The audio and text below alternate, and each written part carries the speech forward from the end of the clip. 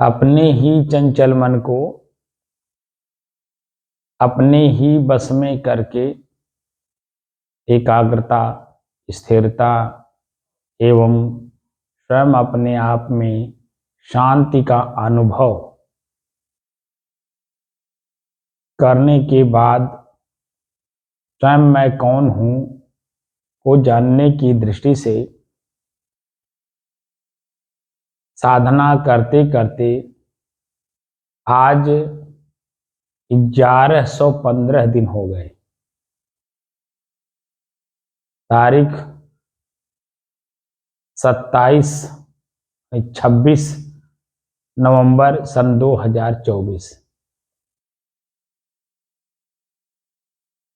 दिन मंगलवार, प्रातःकाल का समय।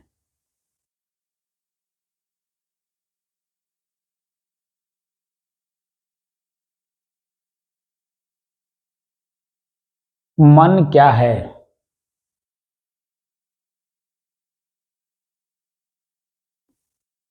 और चंचल क्यों है, और चंचल मन को साधने की जरूरत क्या है?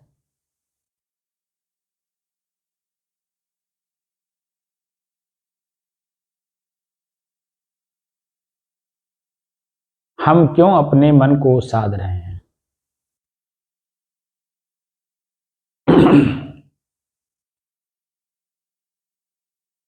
पहला प्रश्न है, मन क्या है?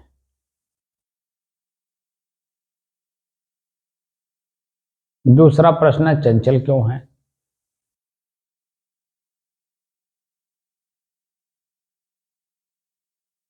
मन कोई वस्तु नहीं है, कोई व्यक्ति नहीं है, कोई स्थान नहीं है, कोई सूरज चांद जैसे कोई तारे नहीं हैं।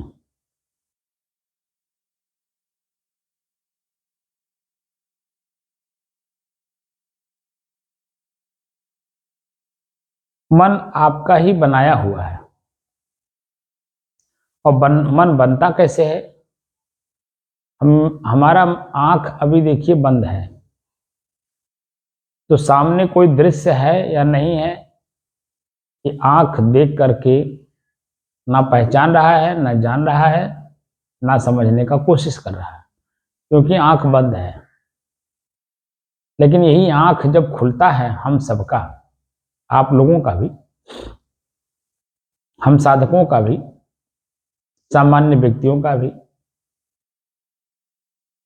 तो जैसे ही सुबह जितने बजे भी आप जगते हो, आंख खुलता है, आंख खुलते ही दृश्य दिखने लगता है। जिस चारपाई पे सो रहे हो, जिस बेड पे सो रहे हो,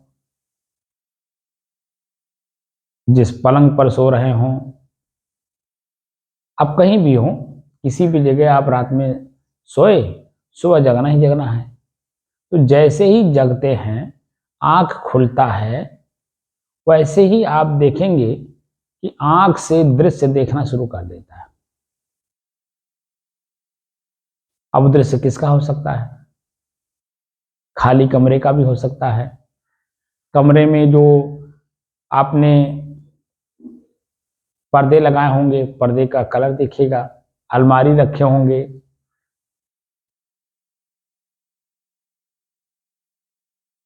छोटे से कमरे से लेकर के और महल तक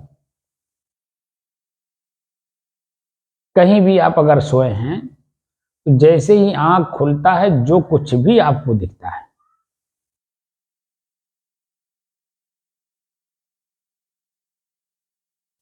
मन वहीं से बनना शुरू हो जाता है।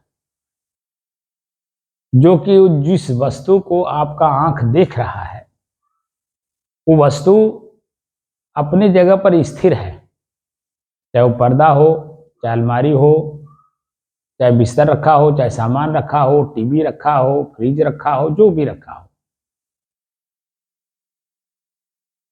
वस्तु अपने जगह पे स्थिर है। लेकिन आंख खुलते ही उस पर नजर पड़ गया, वही आपका मन बन गया। अब जितनी बार मान लीजिए आंख खुला, अब जहां जहां नजरें फिरेगी, जो जो सामान जहां रखा होगा वो दृश्य ही है, वो आंख देखेगा और मन बनता चला जाएगा। 1 घंटे के बाद आप आंख बंद करके जरा देखो, कहीं भी बैठ जाओ, किसी भी जगह बैठ जाओ, बस ज्यादा नहीं 10 मिनट के लिए बैठ जाओ।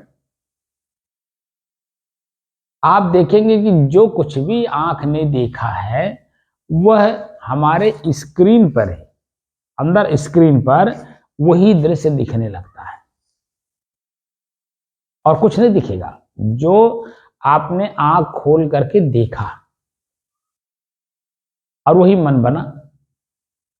तो यही मन सुबह से लेकर शाम तक आंख देखते रहता है, मन बनता रहता है। और कान आपका खुल गया, वो तो ऑलरेडी पहले से खुला ही है।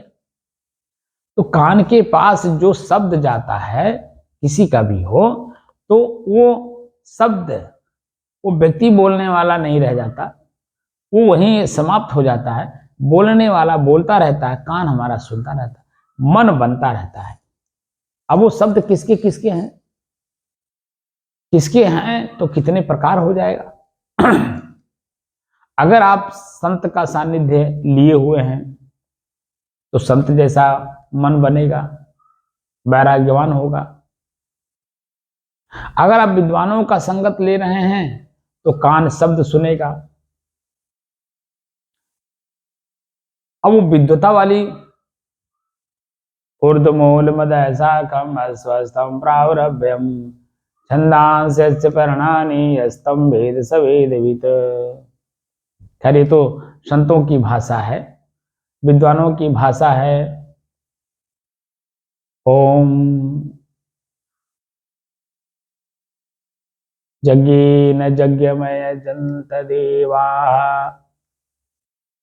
अब वो जितना ही आप शब्द सुनेंगे विद्वानों का, वो किसी भी क्षेत्र के विद्वान हो, धार्मिक क्षेत्र के विद्वान हो तो वेद मंत्र बोलेंगे, यज्ञेन यज्ञमय जंत देवा। अगर वो कवि सम्मेलन के विद्वान हो तो कवि सम्मेलन में भी आप देखते होंगे कि कई तरह के विद्वान होते हैं कवि लोग। बनारस में मूर्खों का भी कवि सम्मेलन होता है। तो जितने प्रकार के शब्द आप सुनेंगे, घर पे आप हैं, घर पर, अब घर पर हैं तो आपके आस पड़ोस में जितने घर होंगे, तो जितने घर होंगे उनके जो अपनी भाषा है, वो जो लोग बोलेंगे आपका, वो बात करेंगे आपस में, कान आपका सुनेगा, मन वैसे बनता है। आप सड़क पे चल रहे हैं, जितने दुकानें हैं उतने प्रकार की उनकी भाषा है, उतने प्रकार के शब्द हैं। तो कहीं भी आप जब रहते हो तो ध्यान नहीं दे पाते कि मेरे अपने लक्ष्य के प्रति जो शब्द मुझे हमें अग्रसित करते हों अपने लक्ष्य के प्रति, वो ऐसे शब्द हम सुने, बाकी शब्द को अंतःकरण में जाने ही ना दें। और जब आप एकाग्रचित होकर के किसी कार्य को करते हो तो किसी का भी शब्द भीतर जाता ही नहीं है। तो जब आप सावधान नहीं हो, संतों का सानिध्य नहीं किए हो, साधना नहीं करते हो, तो आपको पता भी नहीं चलता है कि मैं कौन कौन से शब्द को ग्रहण किया, भीतर ले लिया, और वो शब्द ही मन बन गया। और मन बन करके बार बार वही परेशान आपको करेगा, मुझे ऐसा क्यों कह दिया इन्होंने, ऐसा क्यों उन्होंने कहा। वो बोल तो रहे थे उनको, लेकिन संकेत कर रहे थे हमको।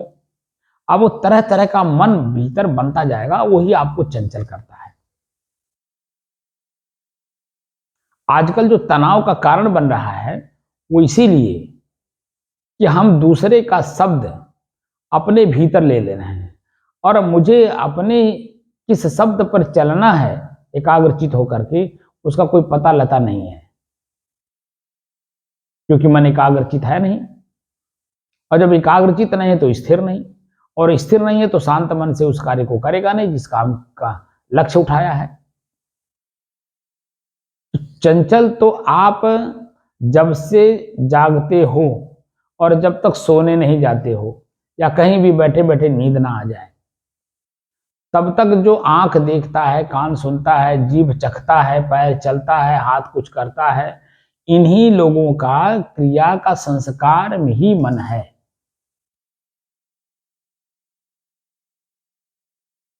और वही हमें चंचल किए हुए हैं।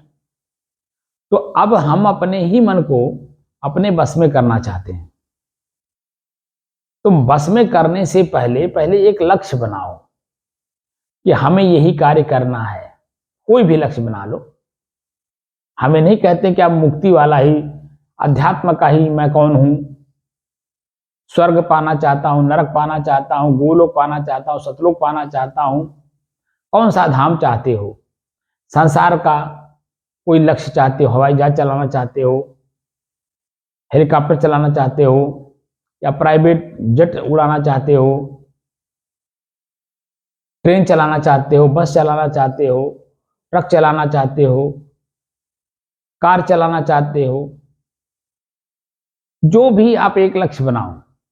खेती करना चाहते हो, किसानी करना चाहते हो, बिजनेस करना चाहते हो, दुकान करना चाहते हो, किसी भी फील्ड में आप एक लक्ष्य बना लो।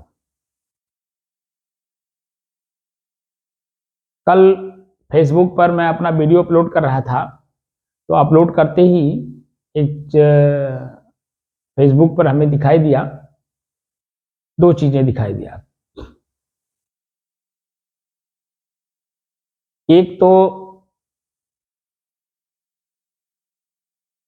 दिखाई दिया कि एक व्यक्ति है जो वो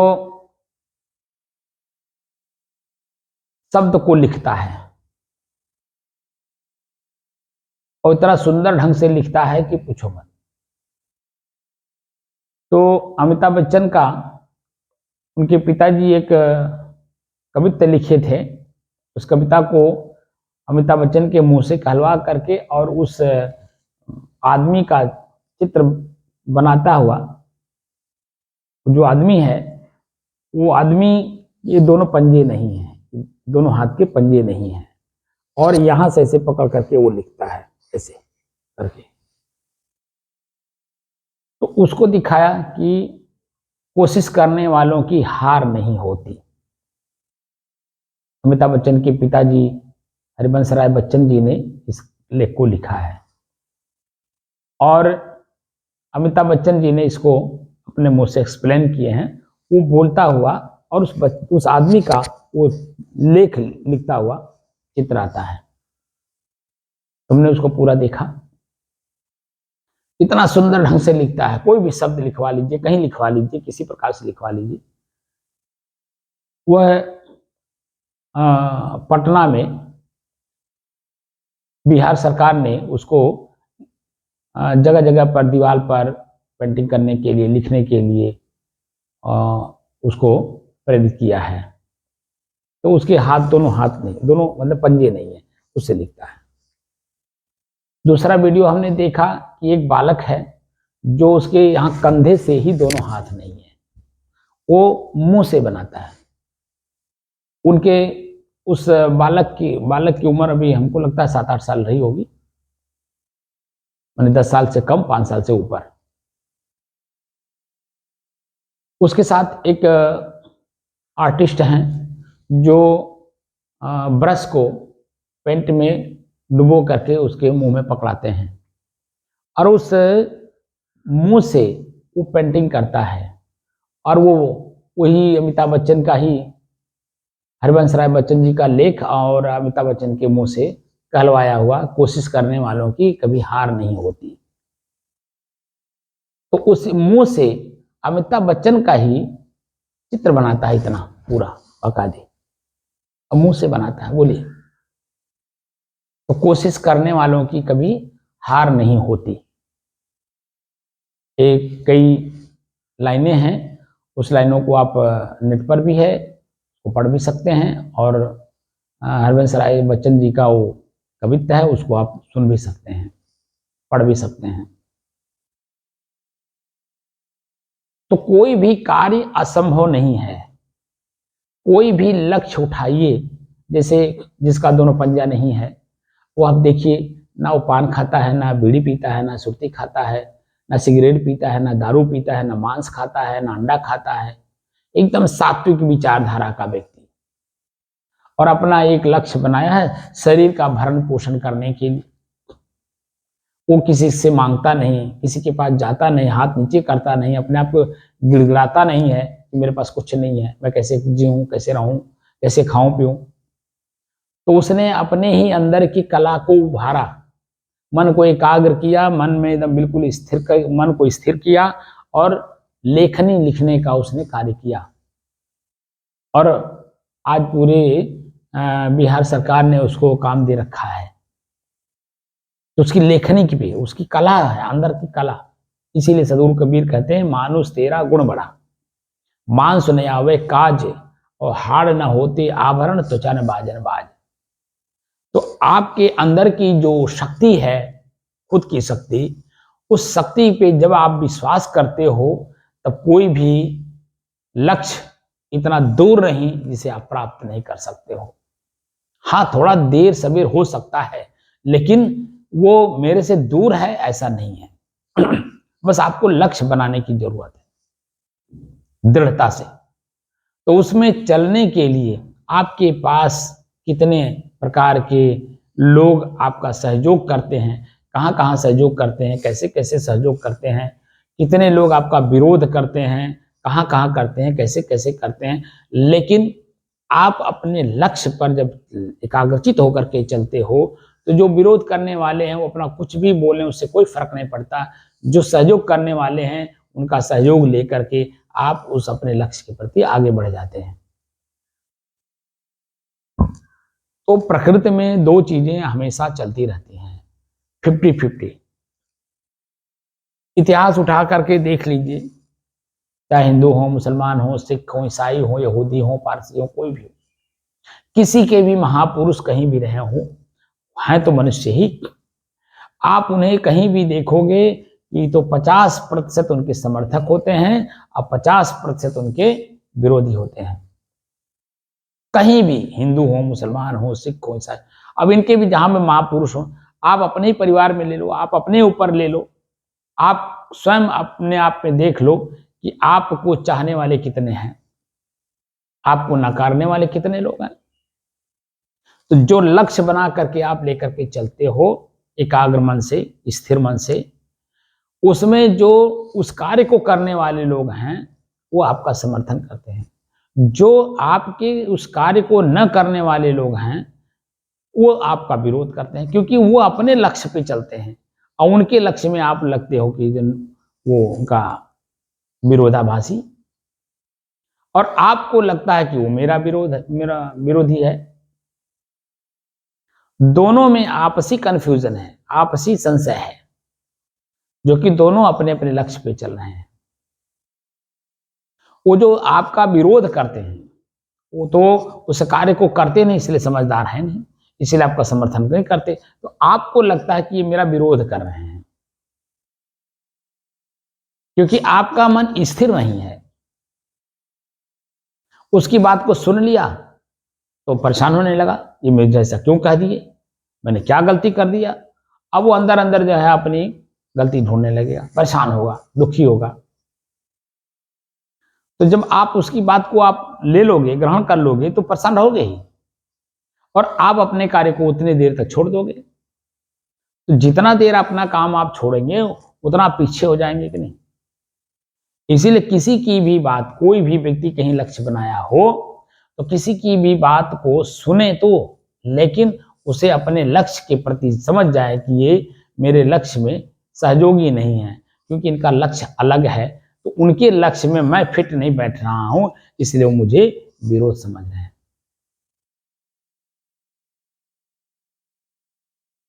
कहीं भी किसी भी प्रकार की मन अगर बनता है तो आपका अपना ही दोष है, क्योंकि आपने उसे ग्रहण कर लिया।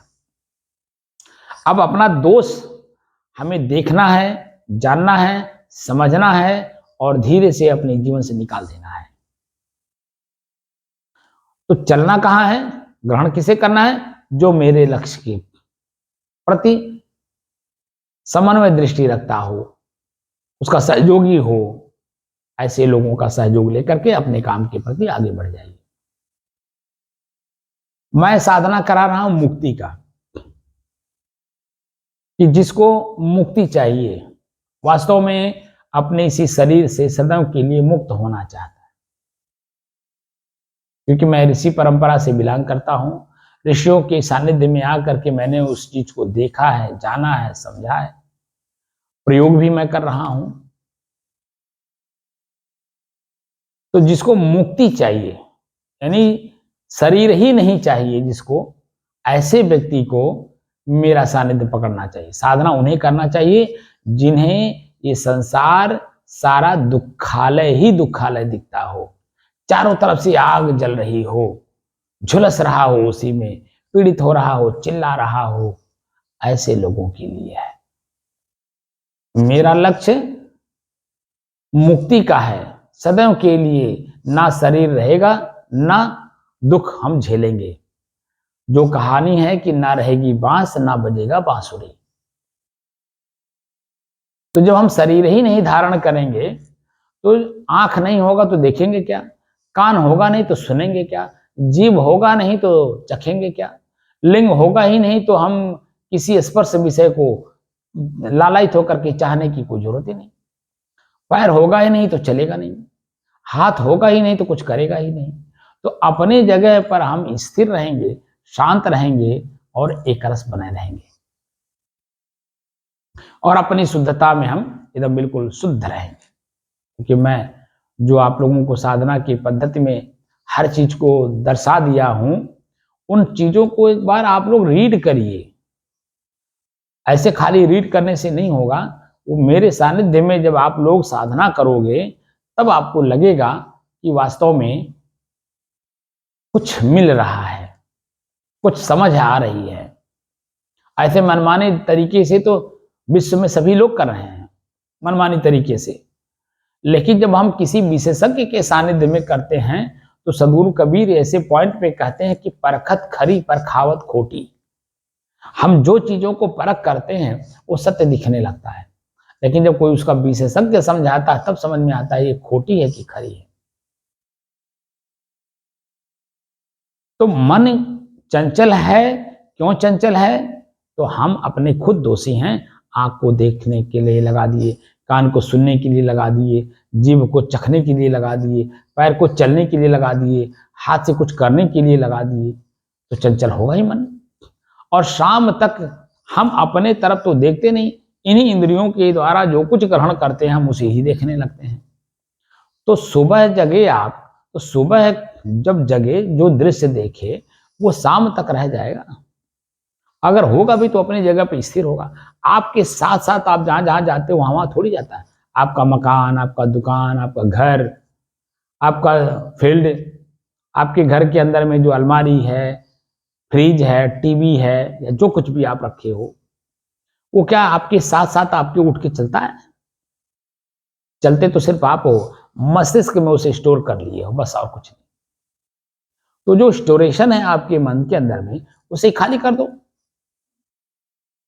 अब वो खाली करने का तरीका हम संत लोग आप लोगों को सिखाते हैं कि अपने ही मन में जो भरा हुआ पहले से है उसे खाली कैसे करें और आगे नया बनने ना दे। क्योंकि जब तक शरीर होगा तब तक आंख से देखना ही होगा, कान से सुनना ही होगा, पैर से चलना ही होगा, मुंह से कुछ खाना ही होगा, कुछ बोलना ही होगा, हाथ से कुछ करना ही होगा। जब तक आप शरीर में रहोगे, ये सभी के साथ है, हमारे साथ भी, आपके साथ भी, उनके साथ भी, सबके साथ है। लेकिन अब वहीं पे फर्क क्या है, हम संत लोग उतने काम अपने शरीर से लेते हैं जितने से मेरी खुद की स्थिरता बनी रहे। इसीलिए अपने भूख को भी हम लोग जीतते हैं, प्यास को भी जीत लेते हैं, नींद को भी जीतते हैं, आलस्य को, जमुहाई को, ठंडी को, गर्मी को, बरसात को, खाने पीने की चीजों पर ध्यान रखते हैं कि क्या चीज हम खाएं जिससे कि मेरा अगला संस्कार ना बने। हम जिस किसी का भी मांस खाएंगे, जिस किसी के भी शरीर का, तो मांस मांस में जाएगा, लेकिन संस्कार बनेगा कि मैंने मांस खाया है। पशु अगर मांस खाता है, जीव जंतु अगर मांस खाते हैं, तो वो मानव शरीर में जो कर्म कर चुके हैं उनका वो फल भोग रहे हैं, उनको वही मिलना है। लेकिन आप तो मनुष्य हो, आप अपने खान पान को सुधार सकते हो, अपने रहन सहन को सुधार सकते हो, अपने बोली भाषा को सुधार सकते हो, अपने चिंतन को सुधार सकते हो, हर चीज को सुधार सकते हो। इतनी पावर है आपके अंदर में। लेकिन मनुष्य के अलावा जितने जीव हैं उनके पास वो पावर नहीं है। वो प्रकृति अपने बंधनों में बांध ली, जकड़ ली। तो प्रकृति के बंधनों से हमें मुक्त होना है। जड़ चेतन ही ग्रंथि पड़ गई, यद्यपि छूटत कठिनाई।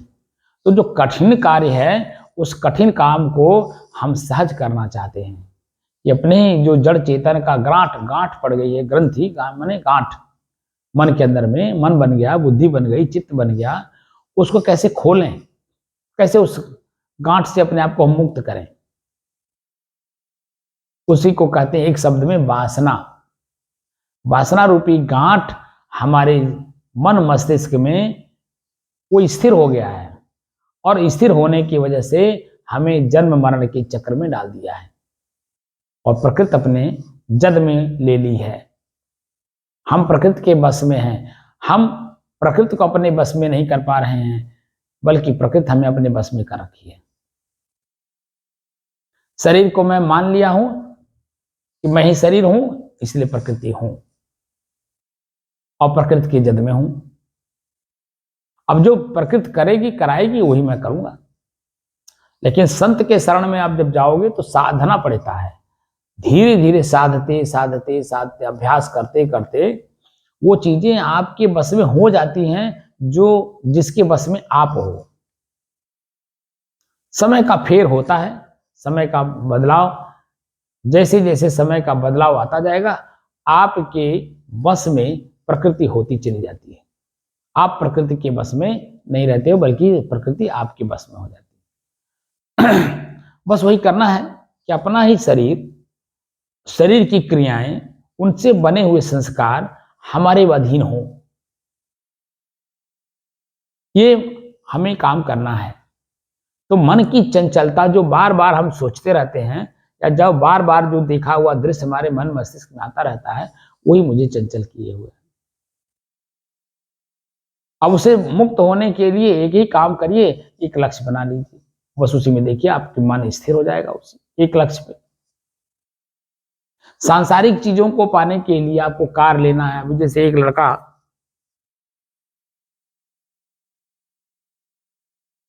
उसने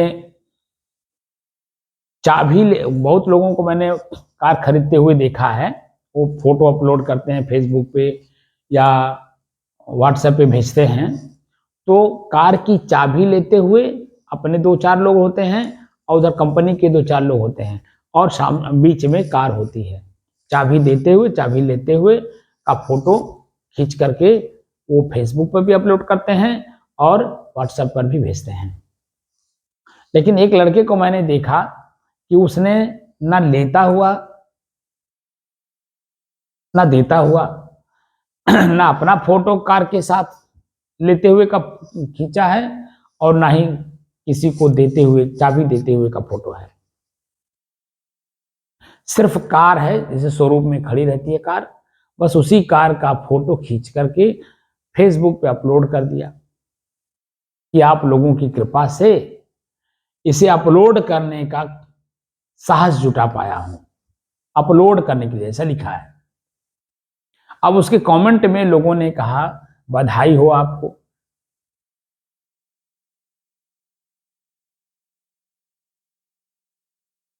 तो ऐसे से भी लोग हैं कि कहीं से कुछ भी लेकर के अपने मन के अंदर में कल्पना किए जाने, वो भी फॉर्च्यूनर का। अब फॉर्च्यूनर कितने की आती है तो मैं नहीं जानता, लेकिन आप लोग तो जानते होंगे, महंगी गाड़ी है। अब मन में कल्पना इतनी ऊंची है, और अपना अगर हम पैर के नीचे की जमीन देखें तो जितने की कार है उतनी हमारी पूरी हैसियत ही नहीं है, और कल्पना इतनी ऊंची। तो परेशान आदमी रहेगा ही, भीतर से परेशान रहेगा, उसको कुछ भी अच्छा लगेगा नहीं, किसी की बाणी अच्छी नहीं लगेगी, क्योंकि कोई काम अच्छा नहीं लगेगा, कहीं चलेगा तो भी कुछ अच्छा नहीं लगेगा, किसी से मिलेगा भी तो भीतर से परेशान रहेगा, परेशानी अपना प्रकट करेगा, चंचलता अपना दिखाएगा। तो ऐसे चंचलता से सबसे पहले तो शरीर नुकसान होता है, आपका अपना शरीर कमजोर होता है, क्योंकि टाइम से भोजन नहीं करोगे, टाइम से भोजन पचेगा नहीं, रस बनेगा नहीं, खून बनेगा नहीं, शरीर को शक्ति देगा नहीं, लीवर खराब होगा। आप जो जो पाओगे वही खा लोगे, पिज्जा बर्गर समोसा चाउमीन ये तेल, जो मन आएगा खा लोगे। शरीर को जो वास्तव में भोजन चाहिए वो भोजन आप नहीं दे पाओगे, इतना चंचल हो गए हो। आजकल फास्ट फूड का जमाना है, अब वैज्ञानिक कह रहे हैं कि फास्ट फूड से अपने शरीर को बचाइए। शोध आ रहा है बार बार, मोबाइल चलाने से लोगों को रोका जा रहा है। अब वो कौन सा देश है, ऑस्ट्रेलिया या कौन सा देश है कि अपने 0 से लेकर के 16 साल तक के बच्चों के ऊपर बैन लगा दिया मोबाइल चलाने से। इसका मतलब है वो परेशान हो गया होगा, दुखी हो गया होगा अपने ही बच्चों से, अपने ही क्रियाकलापों से, इसलिए उसने बैन लगाया। हम खुद अपने ऊपर बैन लगाएं, जो भी काम हम करें उन दोनों स्थितियों को देखें, अच्छे को भी और बुरे को भी। लक्ष्य बनाएं अच्छा, उसमें जो बुराई आए उसे त्यागते चलें, अच्छे काम को करते चलें, ताकि उससे हमें भी, हमारी प्रसन्नता भी, हमें भी मतलब हुआ कि मैं स्वयं अपने आप में शांत रहूं। प्रसन्नता का मतलब हुआ मेरा मन जो कार्य कर रहा है तो मन बनता है, तो एक मन बनता है दुखी के रूप में, दुख प्रकट करता है। एक होता है जब काम अच्छा होता जाता है तो मन प्रसन्न होता जाता है, यानी लक्ष्य के प्रति हम नजदीक होते जा रहे हैं, वो दिखता है। तो ऐसी स्थिति में हम अपने ही मन को कैसे साधें और साध करके अपने ही मन से हम कैसे काम लें, ये मेरा दायित्व बनता है। संतों के सानिध्य में आने की बात, सत्संग सुनने की बात, ये मैं सत्संगियों के लिए कह रहा हूँ, पूरे विश्व के सत्संगी हों, किसी भी धर्म के हों, मैं इससे मतलब नहीं है। किसी भी कोई भी गुरु हों जिनके सानिध्य में उन्होंने दीक्षा ली हो, सत्संग सुनते हों, सत्संग करते हों, मुझे से कोई एलर्जी नहीं है, ना ही मैं किसी को रोकने के लिए कह रहा हूं। मैं तो इस दिशा में आने वाले लोगों को ये कहना चाहता हूं कि मन हमारे बस में हो, शरीर हमारा जहां हो हमारा मन भी वहीं हो। हम किससे बात कर रहे हैं ये हमें भीतर से महसूस हो, हम किसके साथ बात कर रहे हैं, क्योंकि एक ही शरीर एक ही मन कई लोगों से दिन भर में बात करता है, और कई लोगों से बात करते करते उलझन उसी में से आपको मिल जाता है। अब किससे बात कर रहे हो, उलझन किस तरह का है, हमारी अपनी खुद की गलती है या सामने वाले की गलती है? तो सामने वाले की गलती नहीं देनी है, अपनी गलती खुद की स्वीकार करनी है कि मैं इसके पास क्यों गया, अब आगे जाना है कि नहीं, ये प्रश्न अपने मन में डालिए। और आगे से अगर जहां से भी आपको उलझन मिला हो, उस कार्य को करने से या उस व्यक्ति से मिलने से या उस स्थान पे जाने से अपने आप को रोकिए।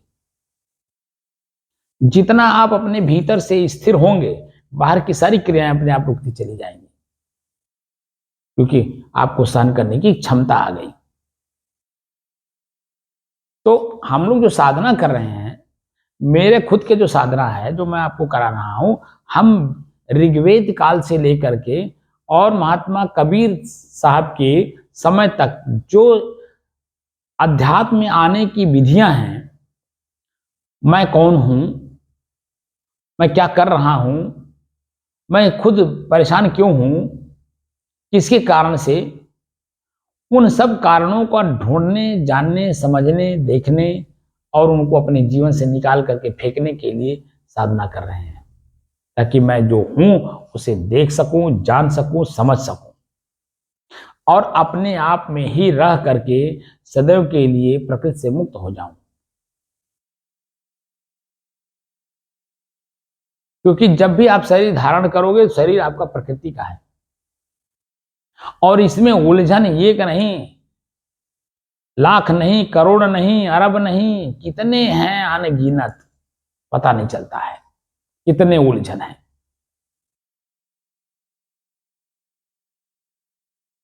अब उन सब उलझनों से हमें अपने आप को धीरे धीरे स्थिर हो करके देखना है, जानना है, समझना है और देखने, जानने, समझने के बाद जो मैं हूं, मैं को मैं ही रहने दीजिए। मैं में जो मिल गया है उसे बाहर कर दीजिए, निकाल दीजिए। जिस भी प्रकार से वो अपने से बाहर हो रहा हो उसे उसी प्रकार से निकाल के बाहर करिए।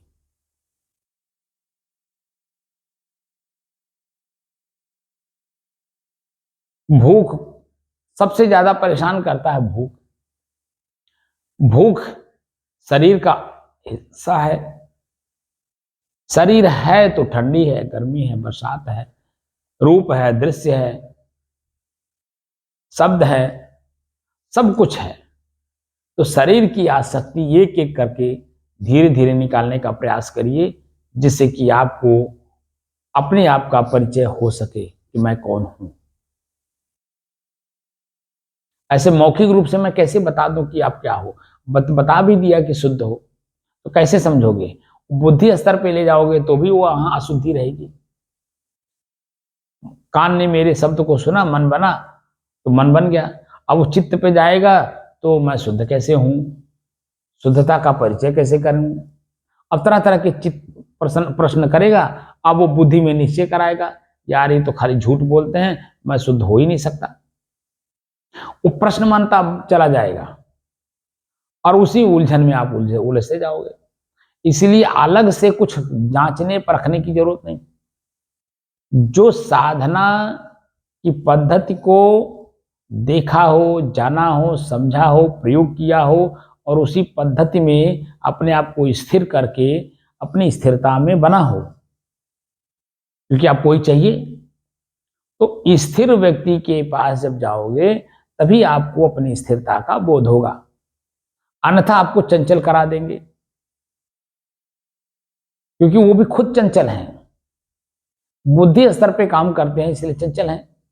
और यहां मन, चित्त, बुद्धि, अहंकार चारों का नाश करना है। शब्द, स्पर्श, रूप, रस, गंध इनको भी खत्म करना है।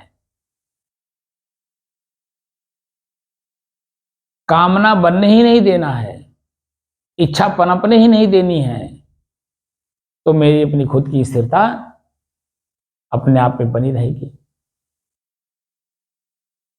वो मैंने कल 2 दिन में आप लोगों को दिखा दिया कि आपकी स्थिरता बनती कैसी है। अपने शरीर का ज्ञान नहीं रह जाता है तो हमारे शरीर की अपनी जो गति है वो अपने आप में दिखाई देने लगता है। जो हम लोग एक दूसरे को भी देखते हैं, जो ज्ञानी नहीं है उनका भी वही दशा होता है। जब उनकी अपने इंद्रियों के विषय अपने में समा जाते हैं, उनकी भी दशा वही होती है। तो एक अज्ञान दशा और एक ज्ञान दशा, दोनों में अंतर होता है। अज्ञान दशा में तो सबका हो रहा है, क्योंकि आंख देखते देखते थक जाता है, कान सुनते सुनते थक जाता है, हाथ करते करते थक जाता है, पैर चलते चलते थक जाता है, जीभ बोलते बोलते थक जाता है। कोई भी स्वादिष्ट भोजन लगातार आप जीभ को देते जाइए, अंत में आप देखेंगे कि वही जीभ स्वाद लेते लेते उससे बेस्वाद बना देता है, यानी अंदर से इच्छा ही खत्म कर देता है। पेट में आप भोजन दे रहे हो, भोजन नहीं है तो खाने का मन कर रहा है। जैसे जैसे पेट में भोजन भरता जाता है वैसे वैसे भोजन की जो इच्छा है वो भी मरती जाती है। जिस भी सुख की कल्पना आप करते हो, स्वर्गलोक का, गोलोक का, किसी भी तरह का, वो साक्षात प्रत्यक्ष है। कोई भी व्यक्ति किसी भी प्रकार की इच्छा करता है, जब वो इच्छा मिल जाती है, बार बार उसको भोगने लगता है, तो वो देखते हैं कि उसी भोग से ही उसका वैराग्य होने लगता है। ऐसा घर घर की कहानी है, घर घर की नहीं, घट घट की कहानी है। हर व्यक्ति ऐसे ही कर रहा है, लेकिन फिर उसी काम में लग जाता है, बाद में चल करके फिर वो चीजें आसक्त कर देती हैं, खींच ले जाती हैं अपनी तरफ, इसीलिए शरीर से मुक्त नहीं हो पा रहे हैं। तो जन्म मरण के चक्र में, जन्म मरण के झूले में हम लोग झूल रहे हैं, और उसी झूले से अपने आप को मुक्त करना है, उतरना है अपने आप को। एक प्रकरण है सदगुरु कबीर का, हिंडोला, सुने हैं आप लोग? बीजक के अंदर में जो बीजक है, इसी बीजक में एक प्रकरण है हिंडोला, और उसी में सदगुरु कबीर स्पष्ट करते हैं कि जन्म मरण के झूले में हम लोग झूल रहे हैं, और इससे अपने आप को बचाना है।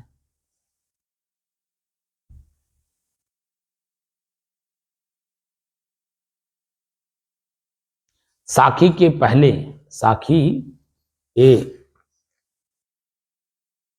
एकादश प्रकरण के पहले जो 10वां प्रकरण है वो हिंडोला का है, और इसमें 3 ही हिंडोला है, ज्यादा है भी नहीं।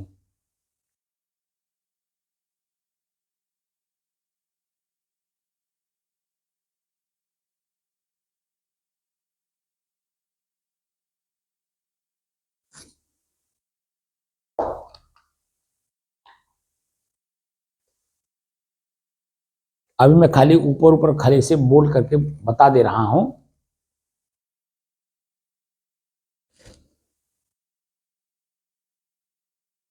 मूल बीजक 10वां प्रकरण हिंडोला, हिंडोला नंबर 1, इसमें लाइन है 19। भरम हिंडोला झूले सब जग आए, भरम हिंडोला झूले सब जग आए। अब क्या बोल रहे हैं? पाप पुण्य के खंभा दो मेरु माया माय, लोभ मोह लोभ भंवरा विषय मरुआ, काम कीला ठान, शुभ अशुभ बनाए डांडी, गहे दोनों पानी। कर्म पटरिया बैठ के कोकोन झूले आन, झूलत गण गंधर्व मुनिवर, झूलत सुरपत इंद्र, झूलत नारद शारदा, झूलत व्यास फणींद्र, झूलत बिरंच महेश सुख मुनि, झूलत सूरज चंद्र। आप निर्गुण सगुण होए झूलिया गोविंद, 6 4 14 7 21, तीनों लोक बनाए, खानी बानी खोज देखहु, देखहु अस्थिर कोई न रहाय। खंड ब्रह्मांड खोज देखहु, छूटत कितहु नाही, साधु संगति खोज देखहु, जीव निस्तर कित जाहि, शशि सूर रैन सारदी, तहाँ तत्व परलय नाही। काल अकाल परलय नहीं, तहाँ संत बिरले जाहि, तहाँ से छूटे तहाँ से बिछुरे बहुकल्प बीते, भूमि परे भुलाए, साधु संगति खोज देखहु, बहुर न उलट समाए। ये झूलबे को भय नहीं, जो होय संत सुजान, कहीं कबीर सत सुकृत मिले, तो बहुर न झूले आन। हिंडोला नंबर 2, अभी खाली ऐसे मोटी मोटी बात खाली से समझा दे रहा हूं कि हम लोग जन्म मरण के झूले पे कैसे झूल रहे हैं और कौन कौन लोग झूल रहे हैं। यहाँ आप देखिए कितने प्रकार के शब्द बोल करके कितने लोगों को सदगुरु कबीर कहते हैं कि सब लोग झूल रहे हैं जन्म मरण के चक्कर से। तो यहाँ जो साधना हो रही है वो जन्म मरण के चक्र से छूटने की कर हो रही है, न कि जन्म मरण के चक्र में पड़ने की। हिंडोला नंबर 2, बहुविधि चित्र बनाए के हरि रचिन क्रीड़ा रास, जाहि न इच्छा झूलबे की ऐसी बुद्धि के ही पास। झूलत झूलत बहुकल्प बीते, मन नहीं छाड़े आस, रच्यो रहस हिंडोरवा, निशिचार्यु जुग चौमास। कभों को ऊंचे कभों को नीचे, स्वर्ग भूत ले जाए, अति भरमित भरम हिंडोरवा, नेकु नहीं ठहराए। दरपत हूँ या झूलबे को, राखो यादव राय, कहें कबीर गोपाल बिनती, शरण हरि तुम आए। अब हिंडोल नंबर 3, लोभ मोह के खंभा दो, मन से रच्यो है हिंडोर, झोलहि जीव जहान जहां लगी, किन्हों कितहु न देखो थित ठौर। जितने चींटी से लेकर के मनुष्य तक सब जीवों की बात कर रहे हैं, चींटी से लेकर मनुष्य तक। झूलहि जीव जहान जहां लगी, कितहु न देखो थित ठौर। अपनी स्थिति में ठहरा हुआ किसी को नहीं देख रहा हूं। सब, एक संत के अलावा जितने भी लोग हैं, सब उसी चंचलता में, विषय वासना में ग्रसित हैं। लोभ मोह के खंभा दो, मन से रच्यो है हिंडोर, झूलहि जीव जहान जहां लगी, कितहु न देखो थित ठौर। चतुर झूलहि चतुराइया, झूलहि राजा शेष, चांद सूर्य दो झूलहि, उन्होंने आज्ञा भेष। 184 जीव झूलहि, रवि सुत धरिया ध्यान, कोटि कल्प युग बीतिया, अजो न माने हार। धरती आकाश दो झूलहि, झूलहि पवना नीर, देह धरे हरि झूलहि, ठाढ़े देखें हंस कबीर। ठाढ़े देखें हंस कबीर। हंस मतलब होता है विवेक शक्ति जिसके अंदर में है। वो विवेक शक्ति रखने वाला व्यक्ति ही संत होता है। अब ये कह रहे हैं, पहले वाले के लास्ट लाइन में लिख कह रहे हैं, काहे कबीर सत सुकृत मिले, तो बहु न झूले आन। अगर आप इससे बचना चाहते हो, इस जन्म मरण के चक्र से, सत सुकृत, तो सत्य क्या है, सुकृत क्या है, इसके बारे में हमने शब्दकोश से देखा कि सत्य क्या है और सुकृत क्या है।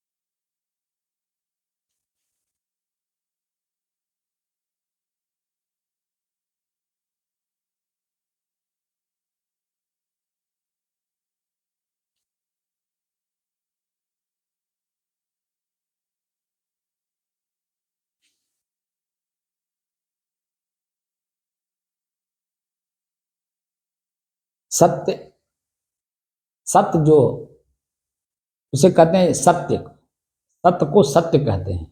और सत्य किसे कहते हैं, यथार्थ, सच्चाई, यथार्थता, सत्व, किसी पदार्थ का सार वस्तु, किसी पदार्थ का सार या कहिए मूल तत्व। सुकृत क्या है, पुण्यवान, धार्मिक, सुकृति, बुद्धिमान, विद्वान, भाग्यशाली, कुशल कार्यकर्ता और त्वष्टा। तो सुकृति क्या है, सत्कर्म, पुण्य, मंगल, विशेषण में धर्मात्मा। सुकृति क्या है, धार्मिक, पुण्यवान, भाग्यशाली और बुद्धिमान। तो जो सत्य का मतलब होता है मूल तत्व को जानने के लिए, जैसे हम आप लोग मूल तत्व को जानने के लिए बैठे हैं कि मैं कौन हूं, तो मैं स्वयं ही एक तत्व हूं। उसी मैं तत्व को जानने के लिए हम लोग साधना कर रहे हैं, अपने इंद्रियों को अपने बस में कर रहे हैं, मन को, चित्त को, बुद्धि को, सबको स्थिर कर रहे हैं। हम अपने मूल तत्व को जानना चाहते हैं कि मैं स्वयं कौन हूं। अध्यात्म में हम लोग चल रहे हैं, तो अध्यात्म का मतलब होता है कि स्वयं मैं कौन हूं। तो स्वयं मैं कौन हूं को जानने की दृष्टि से साधना हम लोग कर रहे हैं, और उस लेवल की साधना कर रहे हैं जहां हम खुद पहुंच करके देखें कि वास्तव में मैं यही हूं। और जब अपने आप को देखना प्रारंभ करेंगे तो निश्चित है कि आप अपने आप को भी देख लेंगे, जान लेंगे, समझ लेंगे, और अपने स्थिरता में स्थिर हो जाएंगे, क्योंकि आप स्थिर हो पहले से। अरे वैसे भी मोटी मोटी चीज़ों को आप देख लो। मैं अपने शरीर को देख रहा हूँ कि मैं जब 5 साल का था तो मेरे शरीर का बनावट कैसा था, मेरा चेहरा कैसा था, मेरी बोली भाषा कैसा था, सुनने की क्षमता कैसी थी, समझने की क्षमता कैसी थी। अब जैसे 5 साल का हम ऊपर लेके आए अपने आप को, तो आज 53 साल की उम्र हो गई। तो 5 10 50, 5 5 साल में अगर हम अपने आप को देखें तो 10 बार अपने आप को जब देखेंगे तो पता चला कि मेरे शरीर की स्थिति बदल गई, मेरे सुनने की स्थिति बदल गई, मेरे देखने की स्थिति बदल गई। कितनी बार बदली? 10 बार। वैसे तो प्रतिदिन देखिए तो प्रतिदिन कितनी बार बदलता है, लेकिन मैं 5 5 साल की एवरेज लेकर के कर रहा हूं, तो हमारे शरीर की स्थिति कैसी बदल गई हम खुद नहीं जान पाए कि हमारी शरीर की स्थिति कैसे बदल रही है, क्योंकि वो प्रकृति कर रही है, मैं नहीं कर रहा हूं। मैं तो अपने आप में स्थिर हूं। ये प्रकृति दिख रहा है, जो हमारे शरीर की स्थिति बदल रही है वो प्रकृति में दिखाई दे रहा है। और देख कौन रहा है? क्या प्रकृति अपने आप को देखती है? वो तो उसका काम है सिर्फ करते रहना, चलते रहना उसका काम है। वो अपने आप में ठहर नहीं सकती, ठहर करके देख नहीं सकती। देखने वाला ठहरा हुआ है, लेकिन ठहरा हुआ प्रकृति को मैं मान लिया है, इसीलिए ठहर नहीं पा रहा है। और उसी ठहरने वाले वस्तु को अपने आप में ठहरने के लिए हम लोग साधना कर रहे हैं। इसलिए आंख को बंद करना पड़ता है, कान को बंद करना पड़ता है, जीभ से बोलना बंद करना होता है, पैर से चलना बंद करना होता है, भूख को जीतना होता है, प्यास को जीतना होता है, ठंडी गर्मी को सहन करना होता है। सब कुछ को करते करते करते करते जब आप एक अवस्था ऐसी आती है जहां कोई क्रिया नहीं रह जाती है, भीतर से न चिंतन होता है, न चिंता होती है, ना वहाँ का धार्मिक कोई विचारधारा रहती है, ना कोई व्यवहारिक कोई विचारधारा रहती है। दोनों के मध्य की जो स्थिति बनती है वो आपकी अपनी स्वयं की स्थिति बनती है। इसीलिए समाधि लगाने की बात करते हैं हमारे संत लोग। तो समाधि लगाने का मतलब आंख बंद करके समाधि नहीं लगाई जाती है। सम धन आदि, हम जगे हो, आंख देख रहा हो, कान सुन रहा हो, क्रिया हो, लेकिन सम धन आदि, सम रहना है, आदि और व्याधि। वहां आदि तो दिख रहा है लेकिन व्याधि नहीं दिख रहा है। तो व्याधि को जानने के लिए संतों के सानिध्य में जाओगे तो उसी शब्द में वो शब्द अपने आप जुड़ जाता है, सम धन आदि। तो आदि माने अधूरा, आदि का क्या सम करोगे? तो आदि और व्याधि दो शब्द हैं। व्याधि माने दुख होता, आदि माने सुख होता है। सुख दुख के मध्य में जो स्थिति आपकी बनती है वह समाधि की है। और वह समाधि स्थिति हमारी जागृत अवस्था में होनी चाहिए। चलते उठते बैठते सोते जागते देखते सुनते चखते बोलते चिंतन करते चिंता करते दोनों के मध्य की स्थिति में जहां दो शब्द लागू हो रहे हों वहां मध्य की स्थिति में रहना उसका कर्तव्य बनता है, वो है साधक। वो साधक की स्थिति समाधि की बनती है। और अगर साधक साधक नहीं है, समाधि नहीं बना सकता है, समाधि में नहीं रह सकता है, तो साधक नहीं। इसलिए हम लोगों को साधक बनना है। साधन का प्रयोग करने वाला साधक होता है। जो साधन का प्रयोग ही ना करता हो वो साधक कैसे हो सकता है? किसान तब किसान है जब साधन का प्रयोग करता है, क्योंकि उससे का लक्ष्य है कि जमीन से खींचना। क्या खींचना? अन्न पैदा करना मतलब खींचना। तो साधन का प्रयोग करता है, बीज को बोता है, बोने से पहले खेत की जुताई करता है, गुड़ाई करता है, चिखुराई करता है, क्या क्या नहीं करता है।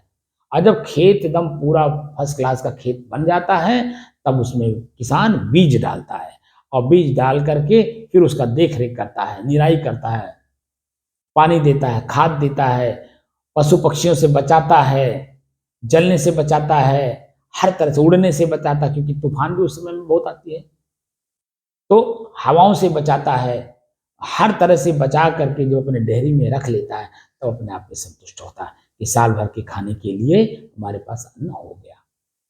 तो ये स्थिति किसान की होती है। ऐसे ही हमारे साधकों की होती है, जब अपने आप में हम पूर्ण रूप से स्थिर हो जाते हैं तब। अब वो स्थिरता कोई हवा में नहीं, देखकर, जानकर, समझ करके करना होगा। किसी साधक के सानिध्य में करना होगा। वो साधक जो संत होंगे उनके पास। आजकल ये विधा मैं इसलिए ज़्यादा जोर दे करके काम कर कर आ रहा हूँ कि इस विधा को जो पालन करने वाले संत लोग थे, आज संत लोग भी जो पुराने हैं वो तो चले जा रहे हैं, यानी सशरीर अपना छोड़ते हुए चले जा रहे हैं। वो विधा हमारी बाधित हो जा रही है। हमने उन लोगों से जो विधा प्राप्त की है, वो विधा आप लोगों तक पहुंचाने की कोशिश कर रहा हूं। वो संतों के लिए, साधकों के लिए, जिज्ञासुओं के लिए, भक्तों के लिए, जो धर्म मार्गी हैं उनके लिए, जो अध्यात्म में प्रवेश करना चाहते हैं।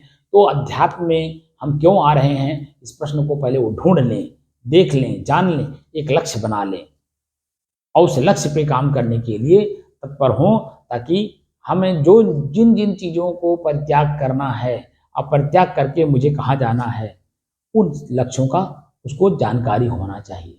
उस लक्ष्य का जानकारी साधक को होना चाहिए, अध्यात्म में आने वाले को होना चाहिए, धर्म में प्रवेश करने वाले व्यक्ति को होना चाहिए कि मैं किस लक्ष्य को लेकर के धर्म में या अध्यात्म में प्रवेश कर रहा हूँ। जैसे मोक्ष है, कैवल्य है, स्वरूप स्थिति है, आत्म स्थिति है, निर्वाण है। ये जो शब्द हैं, ये छोटे मोटे शब्द नहीं हैं, ये बहुत ऊंचे शब्द हैं।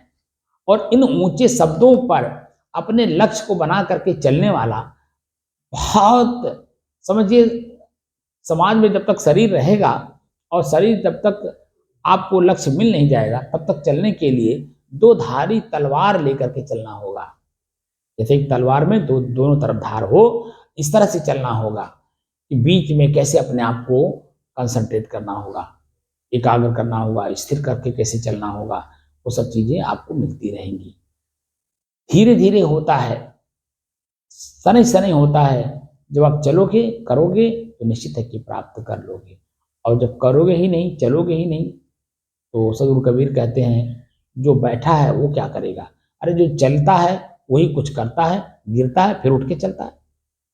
गिरते हैं सह सवार मैदाने जंग में, वो क्या गिरेंगे जो घुटनों के बल चले। तो स्थिर एक जगह पे रहेगा वो क्या कर पाएगा।